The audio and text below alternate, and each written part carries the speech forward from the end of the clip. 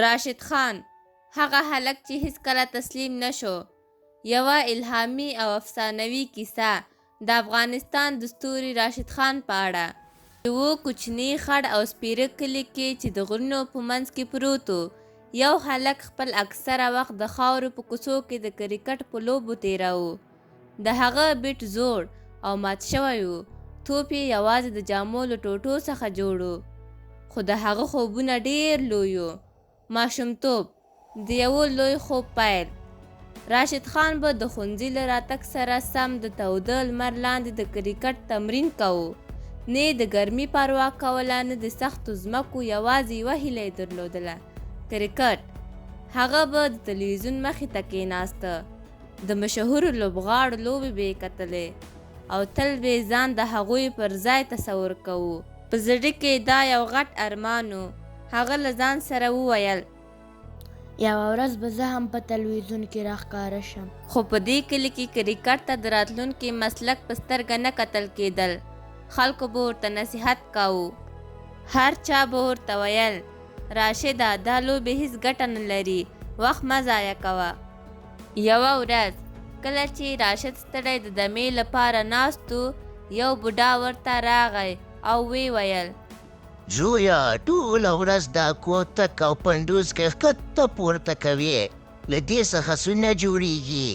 راشد خان چې سترګې د امید ډکې وې مسکی شو او په معصومه خولې یې ځواب ورکړ: کاکا، زه چې خپل درسونه ولیکم بیا کرکټ کوم، غواړم یوه ورځ په تلویزیون کې راښکاره شم. بوډا چې د دې خبرې په اورېدو حیران شوی و، سر یې وښوراوه او ویې ویل: زویا، دا خوبونه زموږ د خوار هیواد لپاره نه دي، دا یوازې لویو هیوادونو ته مناسبه ده. بوډا ډېر نصیحتونه وکړل، خو راشد خان تسلیم نشو. راشد خان کاکا ته وکتل او ویې ویل: کاکا، یوه ورځ به زه خامخا په تلویزیون راښکاره کېږم. مینه چې شپه او ورځ یې ونیوله. د راشد خان مینه دومره له کرکټ سره زیاته شوې وه چې آن کله کله به د شپې ناوخته هم کوڅې ته راوتلو او هلته به یې کرکټ کاوه. یوه شپه هغه توپ وواهه. توپ مستقیم د یو کور په دروازې ولګېده. دروازه خلاصه شوه. یوه بوډۍ راښکاره شوه. راشد خان ورخطا شو. خپل بیټ یې شاته پټ کړ. بوډۍ پرې غږ کړ: وازویا، ولې په دې ماښام کې بیرون راوتلی یې؟ لیوان بوټي و په دې کور ته ولاړ شه. راشد لا همالته ولاړ و چې یوه بله کوچنۍ نجلۍ ورغله. یو له لرګي جوړ شوی بیټ یې راوړ او راشد ته یې ډالۍ کړ. راشد د بیټ په لیدلو ډېر خوشحاله شو او له ماشومې څخه یې بیټ واخیستلو او د سترګو په رپ کې کور ته ولاړو. د سختو تمرینونو پیل. کله چې راشد خان 15 کلن شو، کورنۍ پوه شوه چې د هغه اصلي شوق کرکټ دی. د هغه ملاتړ یې وکړ. نوي بوټان، یونیفورم او وسایل یې ورته واخیستل. راشد به هره ورځ سخت تمرین کوو. که نږدې کلیو کې به لوبه وه، راشد خان به حتمي پکې و. د هغه مهارتونه ورځ تر بلې ښه کېدل. یوه ورځ یو کس ورته راغی او ویې ویل: راشده، که ته غواړې یو غوره لوبغاړی شې باید ښار ته لاړ شې، هلته به ښه روزنه درکړل شي. راشد خان فکر وکړ. دا یو لوی تصمیم و. بالاخره هغه ومنله. د کلي خلک خفه وو ځکه هغوی پوهېدل چې شاید راشد خان بیرته راونه ګرځي. خو راشد خان ته دا یوازینی فرصت و. د هغه ستر ارمان کرکټ، ښاري ژوند، د لویو خوبونو لاره. اوس راشد خان د ښکلو سترو کرکټ میدانونو کې تمرین کوو. دا د هغه لپاره ستره لاسته راوړنه وه، خو د هغه خوبونه لا هم ډېر ستر وو. راشد خان د خپل هوډ قهرمان. راشد خان د کرکټ په نړۍ کې د ستوري په څېر راڅرګند شو. د هغه استعداد ورځ تر بلې وده کوله. ډېر ژر هغه د شپږیزې کرکټ لیګ لپاره د کوچیانو لوبډلې ته وټاکل شو. دا د هغه لپاره یو ستر پرمختګ و. د همدې ځایه د افغانستان د 19 کلنو ملي لوبډلې ته وټاکل شو چې هلته یې هم د خپلې وړتیا نښې ښکاره کړې. خو دا یوازې د سفر پیل و. بالاخره هغه د افغانستان د ملي لوبډلې لپاره انتخاب شو. د سترې لوبې شیبې نن د افغانستان لپاره یوه مهمه، حساسه او تاریخي لوبه وه. میدان له نندارچیانو ډک و. ټولو افغانانو سترګې د تلویزیونو پردو ته نیولې وې.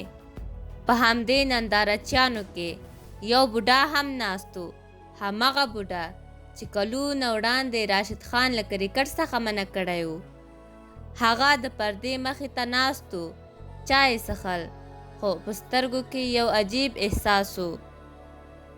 هغه خپل شاوخوا ناستو ځوانانو ته وکتل، مسک شو، سر یې وخوځاوه او ویې ویل: دا هلک به هر چا له کرکټ څخه منع کولو، خو هغه منع نه شو.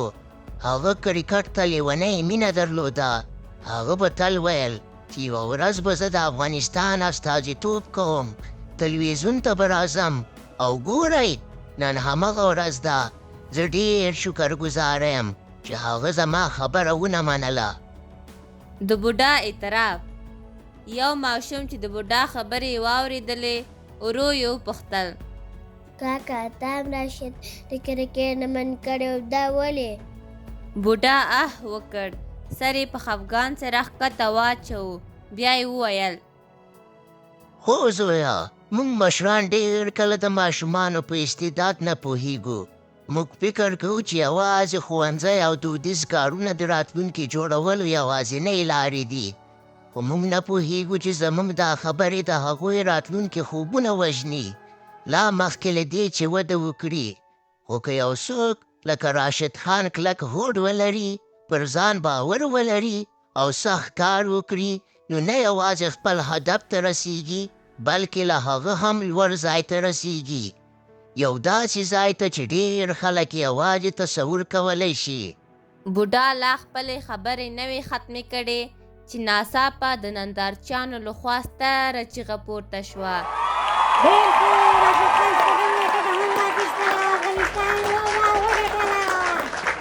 د افغانستان تاریخي بریا. دې ویکټې سره افغانستان یوه تاریخي بریا خپله کړه. د نندارچیانو احساسات نور هم په جوش راغلل. ټول خلک له ځایه پورته شول، چیغې یې وهلې، خوشحالي یې کوله. راشد خان، راشد خان، راشد خان، راشد خان. بوډا چې دا صحنه یې لیدله، سترګې له اوښکو ډکې شوې. هغه ته خپلې پخوانۍ خبرې یادې شوې، کله چې راشد خان ته ویلي و: دا خوبونه زموږ د خوار وطن لپاره نه دي. خو نن همدغه هلک د افغانستان د عزت، ویاړ او تاریخ یوه برخه وګرځېد. دا کیسه یوازې د راشد خان نه ده، دا د هر هغه چا کیسه ده چې لوی خوبونه ویني، سخت کار کوي او هیڅکله نه تسلیم کیږي. که تاسو زموږ دا ویډیو خوښه شوې وي نو ویډیو لایک کړئ، نظر مو راته ولیکئ او چینل سبسکرایب کړئ، ترڅو موږ درته همداسې نورې ښایسته کیسې هم وړاندې کړو.